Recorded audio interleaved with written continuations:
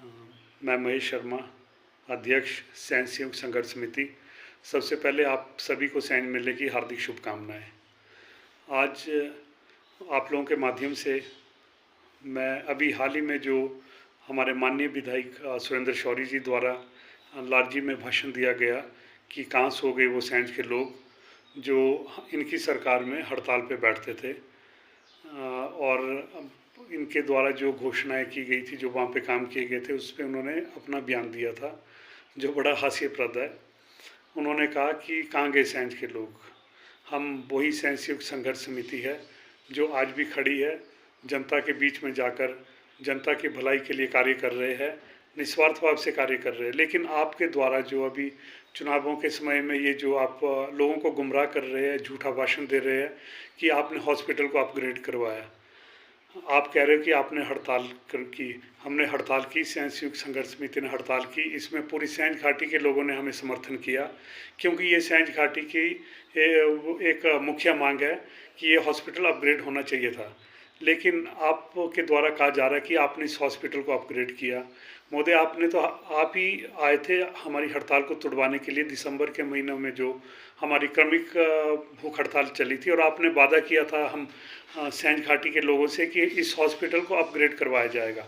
लेकिन आपने अपने पूरे 5 वर्ष के कार्यकाल में अपग्रेड करना तो दूर की बात, आपने यहाँ पे स्टाफ तक की व्यवस्था नहीं की, और आपने इन 5 सालों में एक ट्रांसफार्मर तक आप हॉस्पिटल में नहीं लगवा पाए, और आज आप बड़ी बड़ी बातें कर रहे हो।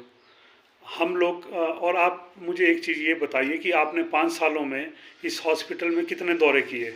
हमें तो आए दिन बाद जाना पड़ता है, कभी अपने परिवार की समस्याओं को लेके, कभी लोगों की समस्याओं को दिखाने के लिए। तो लेकिन आप अपने 5 वर्ष के कार्यकाल में एक बार भी यहाँ पे नहीं आए।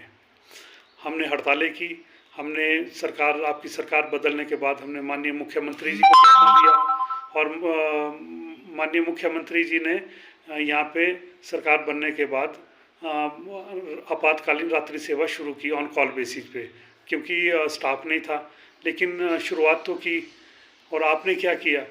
अभी हाल ही के दिनों में संघर्ष समिति की मांग पर डेंटल डॉक्टर के भी यहाँ पे आदेश हुए, और उसने ज्वाइन भी कर लिया गया है। आप बताइए आपने क्या किया इस सैन्य हॉस्पिटल के अपने 5 वर्षों के लिए? अभी आप पीएससी देवरी की बात कर रहे हो। देवरी में आपके 5 वर्ष के कार्यकाल में वहाँ पे ताला लगा रहा। हमारी समिति की मुख्य मांग भी ये थी कि उस प्राथमिक स्वास्थ्य केंद्र में भी डॉक्टर तैनात किया जाए, लेकिन हमारी मांग को देख के आज वहाँ पे आपकी सरकार जाने के बाद आज उस प्राथमिक स्वास्थ्य केंद्र देवरी के ताले भी खुल गए। आप कहते हैं कहाँ पे सैन्य वाले लोग, आप क्षेत्रवाद की राजनीति क्यों कर रहे हो? और आप बताइए कि आपने सैन्य घाटी के लिए क्या मुख्य काम किया? सैन्य संघर्ष समिति, चाहे आपका कोरोना दौर हो, आपके काल में आया था, चाहे अभी डिजास्टर का टाइम हो, तो सैन्य संयुक्त संघर्ष समिति अपने हमारे जितने भी मेंबर्स हैं वो कंधे से कंधा मिलाकर लोगों की सेवा में लगे रहे। लेकिन आपके द्वारा क्या किया गया?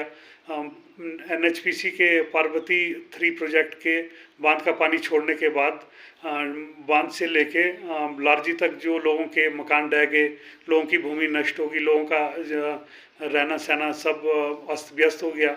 तो आपने कितनी बार केंद्र सरकार में जाके आवाज़ उठाई? क्योंकि एनएचपीसी प्रोजेक्ट तो केंद्र सरकार का है। आपने क्या किया? लोगों की मांग उठाई वहाँ? कभी आपने अपने नरेंद्र मोदी जी से मिले, या कभी आपने एक पत्र भेजा उनको कि जो एनएचपीसी द्वारा सैन्य घाटी में जो नुकसान हुआ लारजी तक, उसका मुआवजा एनएचपीसी द्वारा दिया जाए? तो आपने किया क्या? हाँ, हड़ताल करना या अपनी बातों को रखना ये लोकतंत्र में अधिकार है, आप भी कीजिए जहाँ पे आपको नहीं लगता। आईटीआई की मांग थी हमारी सैन्य संयुक्त संघर्ष समिति की, आपने क्या किया? आपने एक पिलर तक खड़ा नहीं किया। हमारी मांग को अभी जिस सरकार ने सुना, और आप देखिए आके कभी विजिट कीजिए आईटीआई का 70-80% कार्य पूर्ण हो चुका है। तो आप कहते हो आप ही ने किया है। क्यों लोगों को गुमराह किया जा रहा है? आप इस बंजार विधानसभा के नेता हो, आपको लोगों की तरह गुमराह नहीं करना। हाँ, हो सकता है शायद संगत का असर हुआ होगा, क्योंकि आपका भाषण बहुत फिल्मी अंदाज में था, और ये संगत का असर भी हो सकता है, क्योंकि अभी इस मंडी पार्लियामेंट में बहुत कुछ देखने को मिल रहा है। आप लोग हताश हो चुके हो इस लोकसभा चुनावों को लेकर और अनाप शनाप बयानबाजी कर रहे हो। आपने सैंज घाटी के लिए अटल विद्यालय की हम लोग अटल विद्यालय का एक भरोसा दिया था, लेकिन 5 सालों में कहाँ गया आपका वो अटल विद्यालय।